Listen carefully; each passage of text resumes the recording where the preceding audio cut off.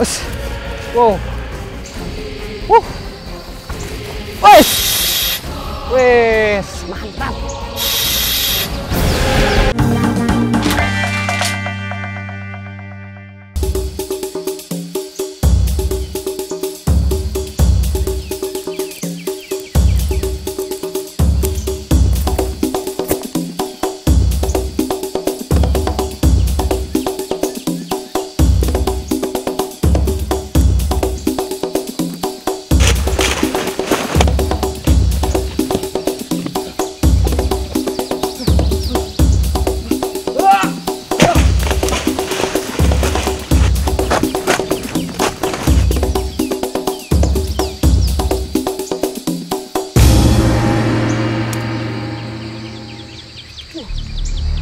Apa itu ya yang gerak-gerak ya? Kayaknya tadi lihat sobat satu ada di situ.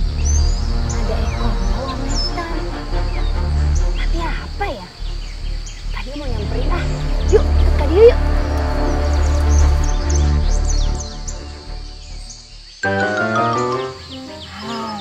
Adik-adik, itu ternyata sobat satunya. Ini namanya musang pandan. Kenapa dikasih nama pandan? Karena badannya itu bisa berbau pandan kalau dia bertemu dengan lawan jenis. Adik-adik sahabat Nusantara, siapa coba yang suka gemes kalau lihat musang pandan? Kak Dio juga. Adik-adik tahu nggak kalau musang pandan ini tergolong hewan arboreal? Itu apa coba? Arboreal itu berarti hewan yang lebih sering menghabiskan waktunya di atas pohon. Itu kenapa musang sangat lihai untuk berpindah dari satu pohon ke pohon yang lain. Bergelantung dari dahan satu ke dahan yang lain. Dan selain arboreal, musang pandan ini juga tergolong hewan nokturnal. Iya, bener banget. Nokturnal itu berarti kalau siang hari dia suka tidur. Tapi begitu malam hari, wow, mereka langsung keluar lalu mencari mangsanya. Mereka lebih aktif di malam hari. Dan seperti hewan mamalia kebanyakan, musang pandan ini juga dipenuhi rambut di seluruh tubuhnya. Untuk yang dewasa, musang pandan kira-kira sekitar 1 meter panjangnya dan beratnya bisa sekitar 2-3 kilo. Musang pandan ini makannya ternyata gampang banget loh. Dia pemakan segala. Ada buah-buahan segar, biji-bijian. Dia juga bisa memakan serangga-serangga kecil. Tapi sayang banget, musang pandan ini memiliki pencernaan yang kurang bagus. Jadi setelah dia makan buah-buahan, dia bisa mengeluarkan kotorannya dalam bentuk biji-bijian lagi. Tapi itu bisa jadi kelebihan juga sih, karena biji-bijian itu yang sekarang banyak dijual di warung-warung dan di toko-toko sebagai kopi luwak. Pasti adik-adik tahu dong. Nah, adik-adik, itu dia info seputar musang pandan yang lucu ini.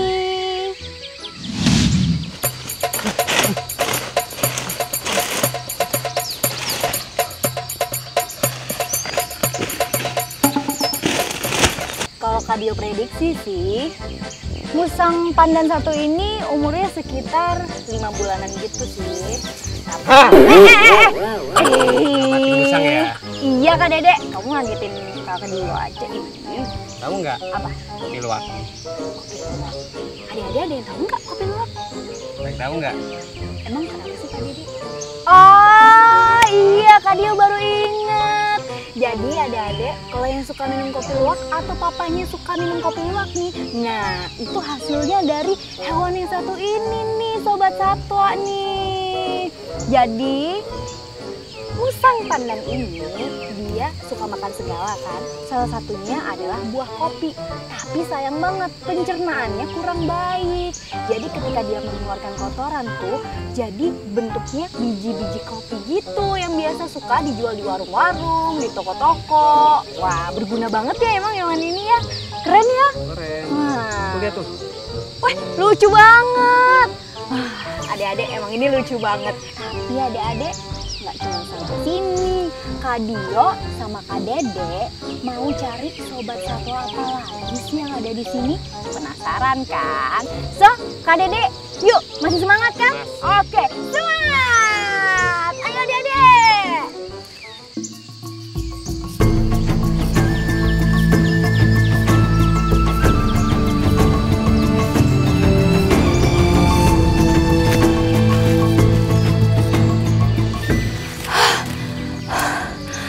Tega banget Kak Dede ninggalin Kak Dio.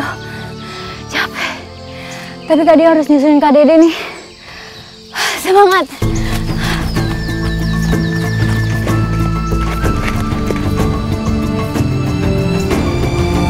Kak Dede tunggu. Wah, wah.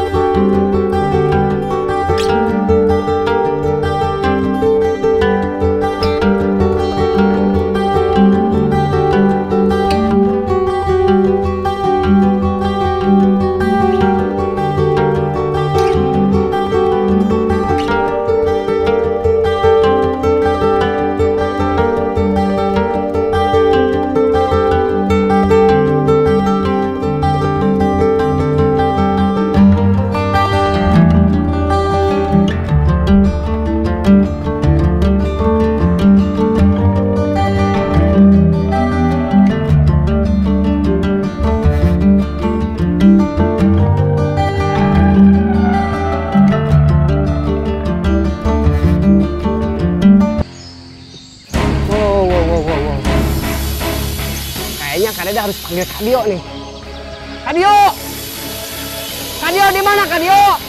Kak Dio kesini Kak Dio! Kak Dede. Wah, adik-adik ternyata ular. Wah, Kak Dede, kita dapat sobat satwa nih. Bagus banget ya. Adik-adik sahabat satwa, ular ini disebut dengan sanca kembang atau yang biasa disebut dengan sanca batik, ular batik. Kalau di daerah ini juga disebut dengan ular sawah. Karena ini hidupnya di sawah juga ya Kak Dede ya. Dan panjangnya bisa mencapai 8,5 meter. Ini tercatat merupakan ular terpanjang di dunia, bahkan bisa melebihi anaconda. Untuk usianya sendiri ini bisa mencapai 25 tahun. Dan untuk ukuran ular betina ini bisa lebih panjang daripada yang jantan. Adik-adik pasti masih penasaran dong ya tentang sanca kembang ini. Yuk saksikan yang satu ini. Adik-adik sahabat Nusantara, kalau kakak tanya ular apa sih yang paling panjang? Kakak yakin pasti ada semua jawabnya anaconda. Tapi salah. Yang benar adalah ular sanca kembang atau yang biasa disebut dengan ular sanca batik. Kalau di Jawa dibilang juga namanya ular sawah atau ular sanca. Ini panjangnya bisa mencapai 8,5 meter dan bahkan bisa lebih panjang daripada anaconda, ular yang terbesar dan terpanjang di Amerika Selatan itu. Ular sanca kembang ini bahasa Inggrisnya adalah retix. Coba bilang, retix. Ular ini memakan mangsanya bukan dengan bisa, tapi digigit dulu, lalu tubuhnya dililit sampai mangsanya kehabisan nafas, tulang-tulangnya remuk, baru deh dimakan mulai dari kepalanya. Ular sanca ini termasuk ular yang pemalas. Kenapa kakak bilang malas? Karena ular sanca kembang dia lebih memilih untuk diam di tempat sampai mangsanya datang ke tempatnya. Makanannya sih macam-macam. Ada ayam, dia biasa masuk ke perumahan warga untuk ngambil piaraannya warga. Ayam, babi hutan. Terus kalau ada manusia yang tersesat masuk ke dalam rumah ular ini bisa juga jadi mangsanya. Kasian banget ya. Dan setelah ular ini makan mangsa, dia bisa bertahan sampai sekitar 1 bulan gak makan loh, alias puasa. sampai nanti dia menemukan mangsa lagi. Nah, adik-adik, itu tadi informasi mengenai sanca kembang. Tapi kalau adik-adik menemukan ular ini, jangan dibunuh ya, karena ular ini juga ciptaan Tuhan. Oke?